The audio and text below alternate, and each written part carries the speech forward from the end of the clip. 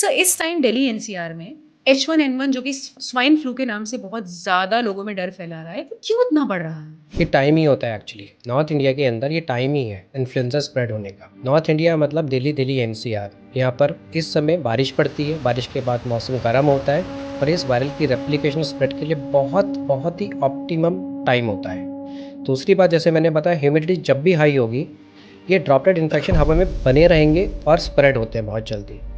ये देखा गया है कि एक आदमी को जब इन्फ्लुएंजा होता है वो 2 आदमी को स्प्रेड कर चुका होता है जब तक वो डॉक्टर कंसल्टेशन तक जाता है।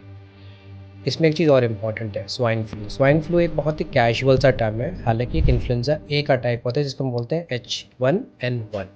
तो इस इन्फ्लुएंजा के अंदर H और N 2 टाइप के प्रोटीन्स होते हैं। अगर H1N1 है तो स्वाइन फ्लू है, अगर H3N2 है तो वो यूरोपियन फ्लूज में हम बोलते हैं। एशिया के अंदर swine flu is more common, Europe के अंदर H3N2 इज़ कॉमन। अगर H5N1 होता है तो हम बोलते हैं बर्ड फ्लू हो गया।